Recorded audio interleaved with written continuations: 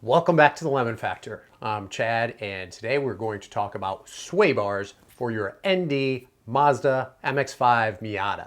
One of the best things about driving an ND Mazda Miata is its handling. However, some believe it's not perfect and it can be improved. Specifically when it comes to the body roll or body lean, there is a lot of it. If you are looking at getting every ounce of handling performance out of your Miata, whether you're autocrossing, tracking the car, or enthusiast looking to have the best performing, best handling Miata you can, then you want to look at your suspension. Now, I know that firsthand in installing the coilovers. We installed the Meister R Zeta CRD coilovers. Installing those coilovers and lowering the ride height improved the car's handling characteristics because it lowered the center of gravity.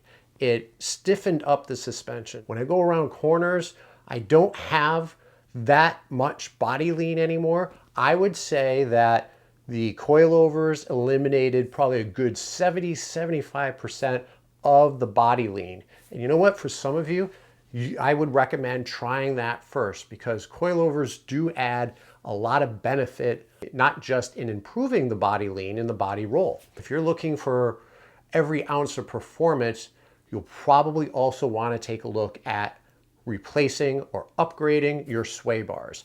We're going to go through a list of sway bars that I found based on my research. If you're interested in hearing more, then stay tuned.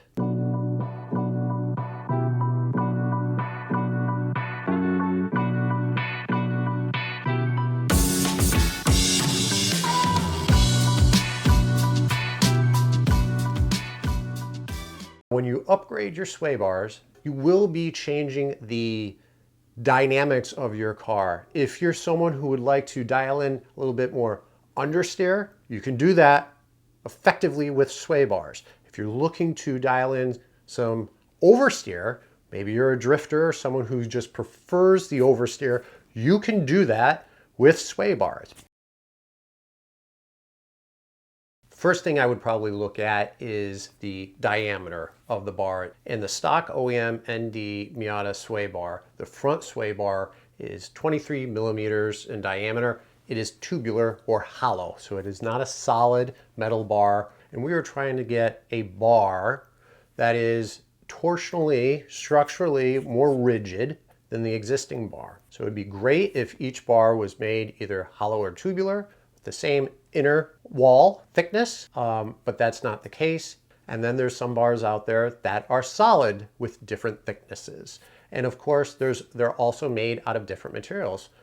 More commonly, there's steel and aluminum bars, which have different torsional rigidity. Based on the research, I have found bars ranging between 24 millimeters tubular up to 32 millimeters tubular. What seems to be the common size is somewhere around the 26 to 27 millimeter for the front and potentially the 16 millimeter for the rear. If you're looking for saying, hey, I want more rigidity, so I'm gonna go with the larger bar and I'm gonna go with a more solid bar, that may work, but if you have a otherwise stock car, that bar will feel very different than if you have a car that has been lowered on coilovers. Will now reduce the need for a thicker or more torsionally rigid bar than I would have otherwise needed if I didn't have coilovers on the car in order to get the same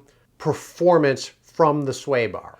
So because I've already lowered the car, because I've stiffened up the shocks and springs, I don't need as rigid of a bar because my coilovers are helping reduction in body lean. So that's great. Chad, tell me, what do I need for coilovers? Again, the rate springs you have, whether it's springs or a part of the coilovers, it depends on how much you've lowered the car, your center of gravity. So again, it makes it very difficult. And I know I'm not giving you answers. What I'm giving you though are some things to think about. So just as an example to extrapolate upon that, if you have a totally stock car and you're trying to eliminate, 100% of the body roll, then maybe you would have to upgrade to a 28 millimeter front sway bar. But if you have coilovers and you've really lowered the car, you don't need a 28 millimeter to get to the same point. Maybe you would need instead, a 25, 26 millimeter bar. You want to look at the adjustability of the bar. And to me, I think this is extremely important because of what I just said, where it would be difficult to really figure out what size you need. I think if you can get close to the right size for you, but have the adjustability within the bar, and that means, bottom line, the bar on either end has multiple holes where you attach your end links to, and that will help increase the stiffness, the effective stiffness of the bar. If you have more holes to adjust that, the hope is that you will be able to find that right setting for you. If you get a bar that has only one hole and there's no adjustability, you're stuck with that one hole. You can't change it.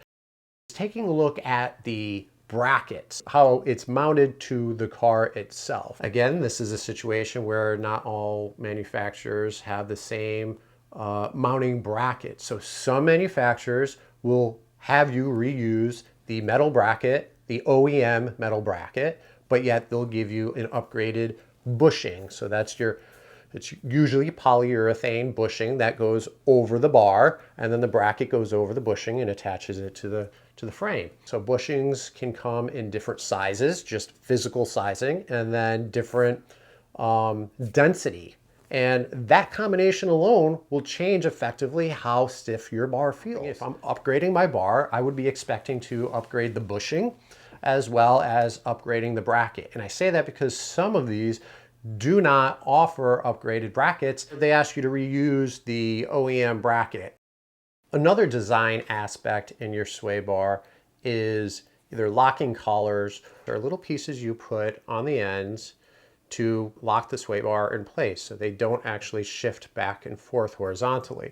Other manufacturers may build in a ridge within the steel or aluminum bar that will just simply catch or hold the bar into place. Let's take a look at the list of sway bars that I found. Taking a look at the AFE first is the front sway bar is also the largest front sway bar on my list at 32 millimeters. The AFE rear bar, the only detriment that I see, it's 60 millimeter tubular, so that's not bad, but it's only a two-way adjustment. Not terribly expensive, but on the higher side.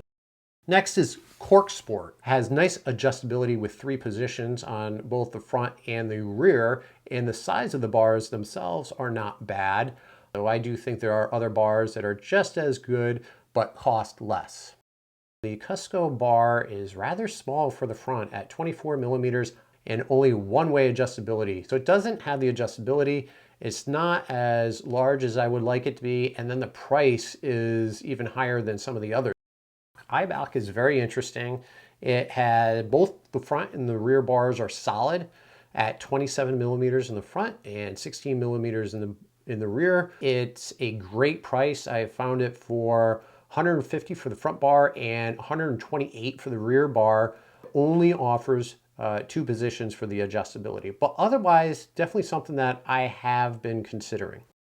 Moving on, we have the Flyin Miata, and the Flyin Miata has good adjustability. It has the right size. Price point is very competitive.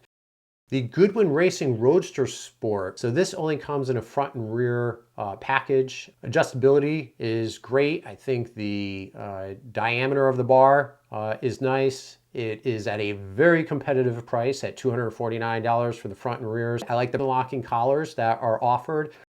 So H&R is expensive. The front bar is 25 millimeter, however, it's solid. Adjustability only has 2 ways. They offer Teflon composite inner bushing. I'm curious how well that works. JBR, both the front and rear sway bar, nice size, 3-position adjustability, good price points. It does offer upgraded bracket, 2 different brackets, which I think is great. That I've heard that if you are trying to set the bar on its stiffest position, so that you will have difficulty attaching your end link because of how close the hole is to where the bar increases in thickness. Other than that, I really like the JBR. Next is Progress Technologies. One thing I don't like about the front bar is its reuse of the OEM brackets. The price for both the front and rear are fair. They're not the cheapest, but they're certainly not the most expensive. Racing Beat. The price is okay, not too expensive. Its rear bracket does not look as robust, but other things being the adjustability, the bushings, and the size looks okay. ST Suspensions. Their bars have 3-position adjustability. The rear bar looks a little large at 17.46 millimeters and being solid. So the pricing for their bars is a little on the high side.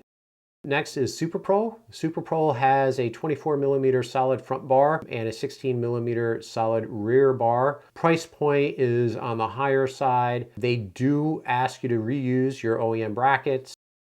Whiteline is next on the list. Size-wise, okay. The rear bar only has 2-point adjustability, but they do have reinforced brackets on the rear, and I like that. That looks really nice. The price point for both of these is also on the higher side.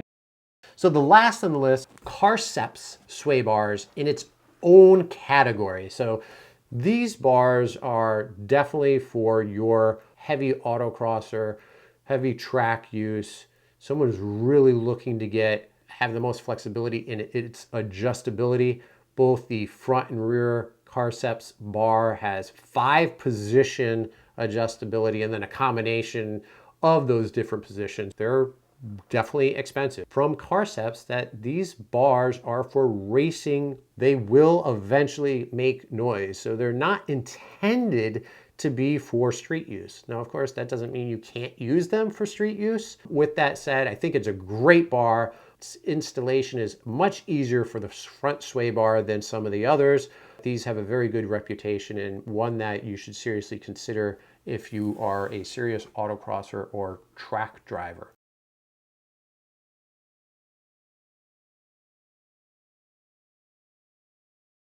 My recommendation, as you can imagine, for a serious track or autocross is the Carcepts. I think if you're looking for every bit of adjustability, every degree of flexibility in trying to make those adjustments, a good quality bar, and pricing is not an issue, by all means, Carcepts is the way to go. What I consider the best street bar, so this is a combination of ultimate street performance and occasional track use, would be JBR and Progress. Assuming there's not an issue with JBR with the ability to use its stiffest setting hole, or maybe you don't need to use the stiffest hole, I do think the JBR bar is definitely a bar you should consider. Also Progress. I think aside from the fact that they did not upgrade the bracket on the Progress bar, this would have been more or less a slam dunk for me, but the fact they didn't do that just seems like a miss. What is the best buy? If you are cost conscious, if you're looking for, hey, I want to upgrade my sway bars, I want to get the performance, I'm not going to be tracking the car, and I'm looking for something that is, very reasonably priced, I would definitely consider the Goodwin Racing. Maybe you wanted to split the bars up, you buy a different front bar than a rear bar. The Progress rear bar looks pretty nice. The only detriment is it has 2-way adjustability instead of 3-way, but I give it a lot of credit because it has that nice reinforcement bracket for the rear. What bar am I going to consider purchasing for our project car? I'm still a little bit up in the air. I'm hoping that some of you can give me some feedback, leave me some comments below what bar you would recommend. I am considering the JBR. The size is right, adjustability is there. Hopefully you found some of this helpful. If you did, please consider giving me a thumbs up. Let me know in the comments below what bar you have, whether you're happy with it or not, what settings you're using. If you haven't already, please consider subscribing and turning on that notifications. With that said, thank you very much for joining, and until next time.